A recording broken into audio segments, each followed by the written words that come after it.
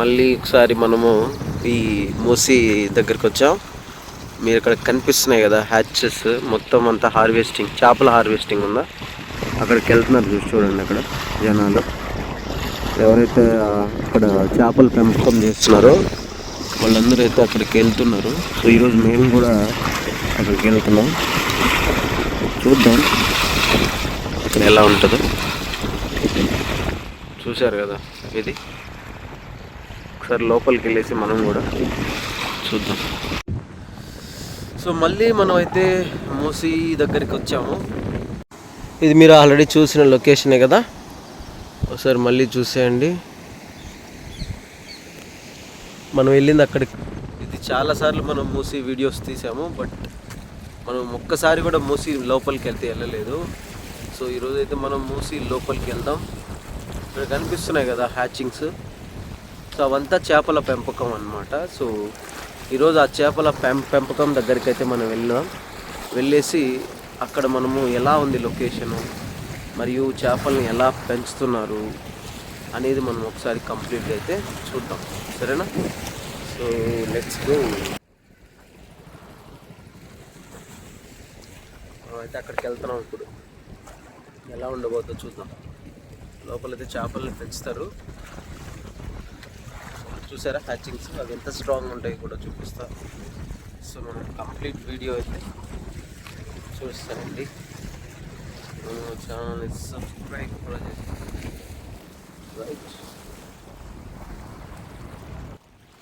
ఇప్పుడైతే మనం అక్కడికి వెళ్దాం. చూసారా ఆల్రెడీ వెళ్తున్నారు.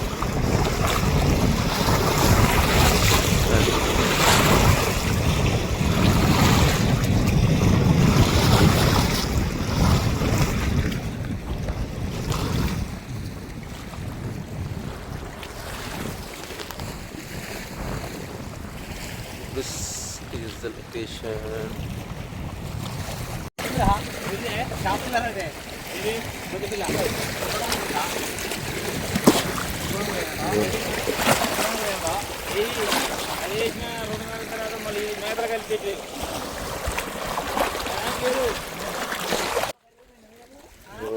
పోతాను లోపలికి.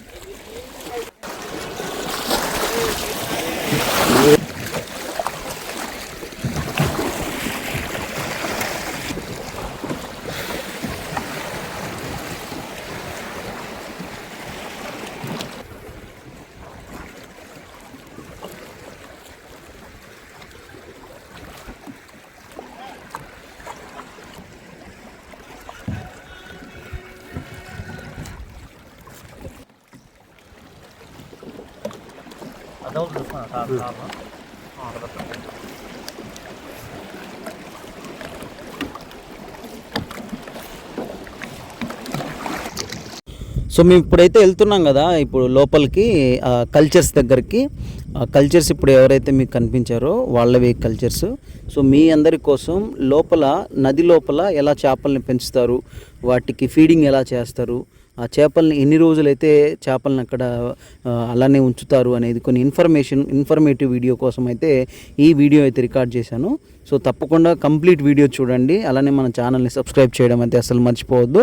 సో లోపలైతే చాలా బ్యూటిఫుల్ లొకేషన్ అయితే ఉంది, కానీ అక్కడైతే చాలా డేంజరస్ ఉంది. కొంచెం అట్లా ఇట్లా అన్నా కూడా పడిపోతాం, ఎందుకంటే వేవ్స్ వస్తుంటాయి కాబట్టి వాటర్లో.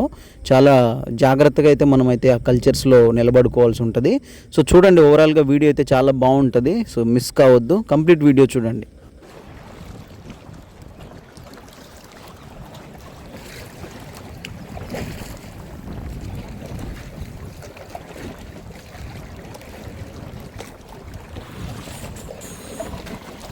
సో అక్కడ మీకు కనిపిస్తుంది కదా ఆ పక్షి, ఇక్కడ కనిపించే నెట్లో తగులుకొని చనిపోయిందనమాట. ఎందుకంటే లోపలికి చేపల్ని పట్టుకోవడానికి పక్షులు వస్తాయి కదా, సో అలా అందుకే నెట్ అయితే వేశారు.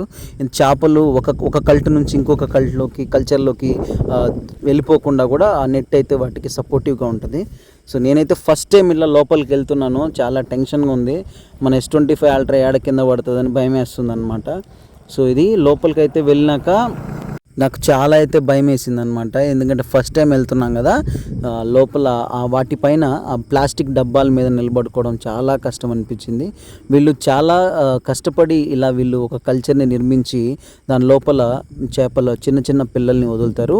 ఆ తర్వాత వాటిని పెంపకం చేస్తారనమాట. దాదాపు ఒక సంవత్సరం వరకు కూడా ఈ చేపల పెంపకం అయితే చేస్తారు. ఈ లోపల మీకు కనిపించే ఆ చిన్న చిన్న దాన్ని ఏమంటారంటే గడ్డి పాచులాగా కనిపిస్తుంది కదా, దాన్ని ఎందుకు వేస్తారంటే ఎలాంటి బ్యాక్టీరియా కానీ లేకపోతే లోపల ఎలాంటి ఫంగస్ కానీ జనరేట్ అవ్వకుండా అయితే ఎలాంటివి వేస్తారు. అది మనము పొలాలు అంటే వరి నాట్లలో కూడా అది మనం చూస్తామన్నమాట. మీరు చూస్తే ఇంత దగ్గరకు వచ్చామంటే చాలా దగ్గరకు వచ్చాము. మీకు నెట్ బాగా నీట్గా కనిపిస్తుంటుంది కదా. సో ఫైనల్గా మేము కనిపిస్తున్నాం కదా, ఇవే మా స్టూడెంట్ వాళ్ళ కల్చర్స్. సో నేనైతే ఇక్కడికి వచ్చాను, మీకైతే కంప్లీట్గా ఎక్స్ప్లోర్ చేసి చూపిస్తాను. సో వీడియో అయితే కంప్లీట్గా చూడండి, బాగా నచ్చుతుంది. ఏం ఫిష్ అది చనిపోయింది. సో ఫైనల్గా మనం హ్యాచింగ్ దగ్గరకు వచ్చాం. హ్యాచింగ్లో అయితే ఉన్నాం. మొత్తం అంతా ఊగుతుంది ఇట్టండిట. ఇవి చేపలు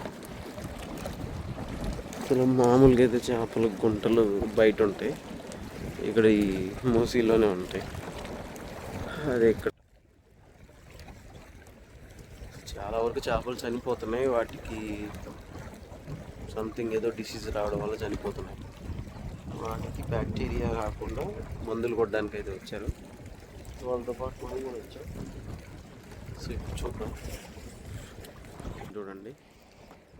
సో ఇవే మొత్తం హ్యాచింగ్స్.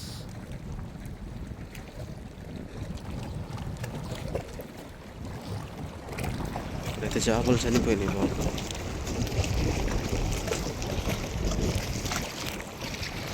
మేము వచ్చిందాన్ని అక్కడ కట్టేసినాం, ఎత్తున కట్టేసినట్టు కట్టేసిన వాళ్ళదాన్ని.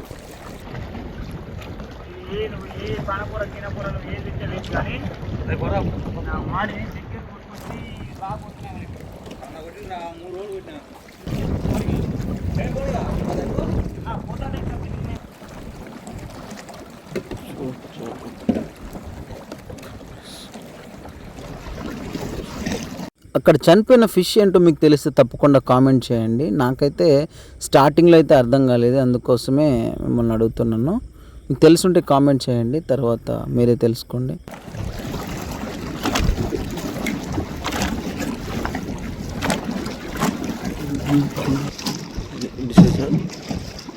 వస్తుందా? ఓకే. చనిపోయిన చేపలు. సో మీరు చూశారు కదా, ఒక చేప ఎట్లా డిసీజ్ ఎలా వస్తుంది, ఎలా ఐడెంటిఫై చేయాలి అనేది వాటి యొక్క మొప్పల్ని ఓపెన్ చేసి చూస్తే మీకు తెలుస్తుంది అనమాట. అండ్ చేప పిల్లలు యాక్టివ్గా ఉన్నాయా లేవా అనేది కూడా ఈ చేపల పెంపకం ఎవరైతే వేశారో వాళ్ళు అప్పుడప్పుడు చెక్ చేసుకుంటూ ఉండాలి. అలా ఉంటే ఆ చేపలు యాక్టివ్గా ఉన్నాయనుకోండి, ఎలాంటి డిసీజ్ లేవని, లేకపోతే ఏదో డల్గా ఉన్నాయంటే డెఫినెట్గా వాటికి ఏదో డిసీజ్ అటాక్ అయ్యిందని, లేకుంటే అలాంటివన్నీ కూడా ఇన్ఫర్మేషన్ తెలుసుకుంటూ ఉంటారనమాట ఎవరైతే రైతులు ఉన్నారో. ఈ రైతులు ఈ హ్యాచింగ్ చేసేవాళ్ళు, కల్చర్స్ చేసేవాళ్ళు ఇలాంటివన్నీ కూడా ఎప్పటికప్పుడు వాళ్ళు చెక్ చేసుకొని వాటిని మళ్ళీ యాక్టివ్ చేయడం కోసం వాటికి కావాల్సిన ఫుడ్ కానీ అంటే ఫీడింగ్ కానీ వాటిని కూడా అప్పటికప్పుడు వాళ్ళు అందిస్తూ ఉంటారు. దానివల్ల చేపలు హెల్దీగా గ్రో అవుతాయి అన్నమాట. మీకు చూపించిన ఏదైతే చిన్న చిన్న ఫిషెస్ ఉన్నాయో అవి బొచ్చె చేపలు అన్నమాట. మీ ఊర్లో బొచ్చె చేపల యొక్క ప్రైస్ ఎంత ఉంది కేజీ అనేది మీకు తెలిస్తే కామెంట్ సెక్షన్లో కామెంట్ చేయండి. అంతేకాకుండా ఇక్కడ బొచ్చెలతో పాటు అపోలో ఫిషెస్ని కూడా హ్యాచింగ్ చేస్తున్నారు, అంటే పెంపకం అయితే చేస్తున్నారు. అవి కూడా మీకు చూపిస్తాను. నాకైతే ఫస్ట్ ఎక్స్పీరియన్స్ ఎలా ఉందంటే, ఈరోజు గాలి ఎక్కువగా ఉంది మూసీలో, దాంతో ఈ ఏదైతే ప్లాస్టిక్ డబ్బాలు ఉన్నాయో అవి పైకి కిందికి అలా మూవ్ అవుతూ ఉన్నాయి. సో దానివల్ల టెన్షన్ కూడా ఉందన్నమాట, ఎందుకంటే ఎక్కడ కింద పడతాము అని. సో అదే కాకుండా మంచి ఎక్స్పీరియన్స్ అయితే ఉంది, ఎందుకంటే ఫస్ట్ టైం నేను ఇలా రావడం.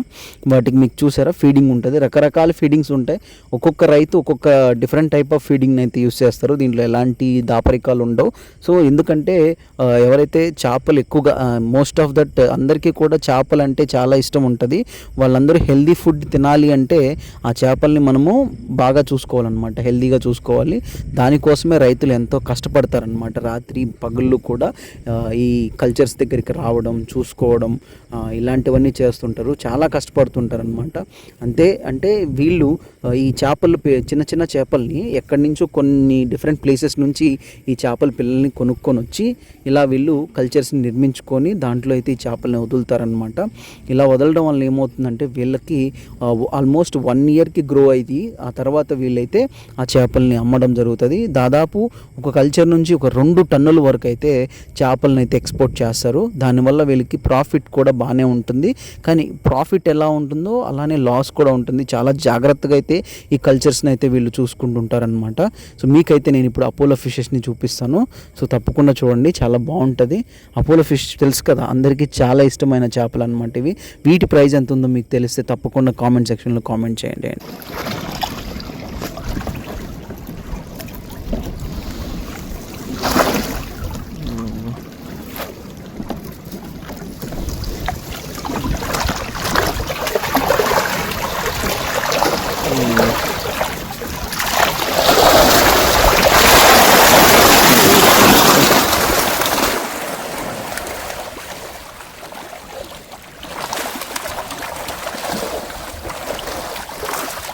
video thằng này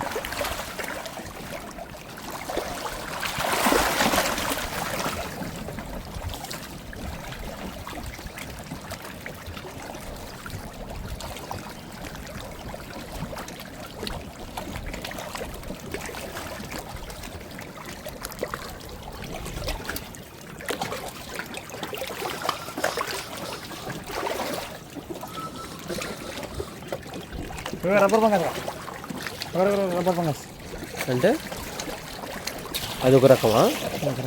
తెల్లగా వైట్ అది అట్టుంది, అది అట్టుపోతుంది.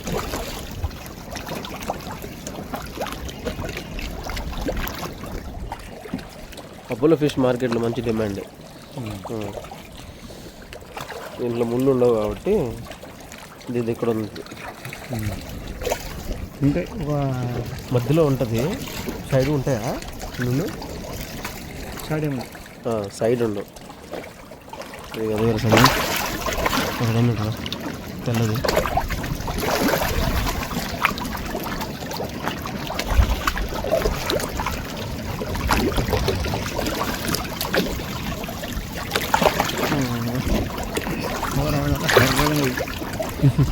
వైట్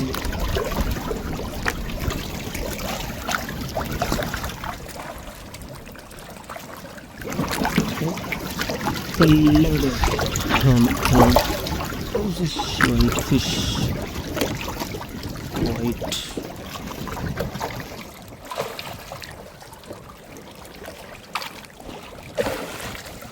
సో మనం వచ్చామని చెప్పేసి మన కోసం అయితే ఆ చేపల్ని కొంచెం పైకి లేపారనమాట. మీరు చూసారా ఎంత బాగున్నాయో చేపలు, ఎంత యాక్టివ్గా ఉన్నాయో. సో నాకైతే చాలా బాగా అనిపించింది. అండ్ అపోలో ఫిష్ అంటే ఎంతమందికి ఇష్టమో తప్పకుండా మన వీడియోని అయితే లైక్ చేయండి. అండ్ నాకైతే చాలా ఇష్టం అపోలో ఫిష్. ఓన్లీ మిడిల్లో మాత్రమే ముళ్ళు ఉంటాయి, రెస్ట్ ఆఫ్ అంతా కూడా మీటే. చాలా అంటే చాలా టేస్టీగా ఉంటుంది అపోలో ఫిష్. తప్పకుండా మీరు చేపల్ని కొనుక్కోవాలి అనుకుంటే ఇలాంటి ఎప్పుడైతే చేపల్ని పడుతుంటారో అలాంటప్పుడు ఇలాంటి కల్చర్స్ దగ్గరికి వచ్చారంటే మీరు హ్యాపీగా చేపలను అయితే మీకు కొంచెం తక్కువ ప్రైస్లో అయితే వీళ్ళు ప్రొవైడ్ చేస్తారు. మార్కెట్లో తెలుసు కదా చేపల కాస్ట్ కొంచెం ఎలా ఉంటుంది అనేది కూడా. డిఫరెంట్ ప్లేసెస్లో ఒక్కొక్క దగ్గర ఒక్కొక్కలాగా ఉంటుంది ప్రైజెస్. నాకు తెలిసి వీటి ప్రైజెస్ ఆల్మోస్ట్ కేజీ 300, 400, 500 వరకు ఉండొచ్చు. సో ఫైనల్గా నేనైతే చాలా మంచి బ్యూటిఫుల్ ఎక్స్పీరియన్స్ అనమాట.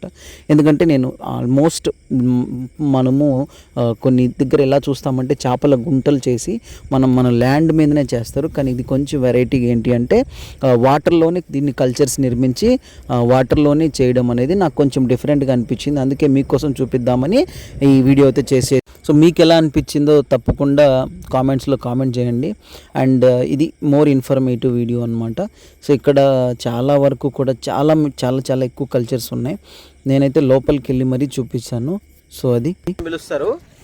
లోపలైతే చేపల పెంపకం జరుగుతూ ఉంది. దాదాపు 1.5 సంవత్సరం అయితే ఈ చేపల్ని ఇలా పెంచుతారనమాట. ఈ 1.5 సంవత్సరంలో చేపలు అయితే మంచిగా హెల్తీగా గ్రో అవుతాయి. వాటిని తర్వాత అమ్మడం జరుగుతుంది. దాదాపు ఒక కల్చర్ నుంచి వాళ్ళకి టన్ను నుంచి 2 టన్నుల వరకు అయితే చేపలు అయితే వస్తాయి. సో ఇలాగ వాళ్ళైతే ఈ చేపల పెంపకాన్ని జరుపుతారు.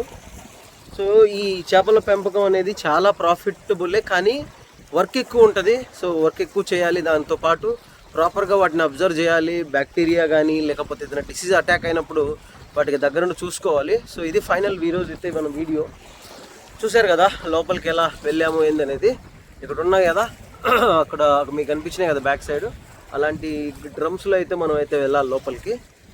లైవ్ ఫిష్ చాలా ఫ్రెష్గా ఉంటుంది. ఫిష్ అయితే మోస్ట్లీ మన స్టూడెంట్ వాళ్ళ పేరెంట్స్ అయితే అక్కడ వేసిన చేపలు అపోలో ఫిష్ ఒకటి బొచ్చెలు వేశారు. బాగానే ఉన్నాయి, నాకైతే బాగానే అనిపించింది. ఇప్పుడు మనం నెక్స్ట్ వీడియోలో మళ్ళీ మాట్లాడుకుందాం. సో ఇది ఈరోజు అయితే ఫైనల్గా. నెక్స్ట్ మనం ఇంకొక ఎక్స్ప్లోరింగ్ వీడియోతో మళ్ళీ అయితే మనం కలుద్దాం. అంతవరకు మన ఛానల్ అయితే సబ్స్క్రైబ్ చేయండి, చేసి నెక్స్ట్ వీడియో కోసం ఎదురు చూడండి. ఓకే, ఇక్కడ మీకు కనిపిస్తుందా మనం వెళ్ళిన ప్లేస్? అది కల్చర్స్ దగ్గరికి అయితే వెళ్ళాం. చేపల పెంపకం ఇది లొకేషన్. ఈరోజు గేట్స్ అయితే ఓన్లీ ఒక గేట్ తీసినట్టున్నారు, అది ఎక్కువ కాదు, చిన్నగా తీశారు దాన్ని అయితే.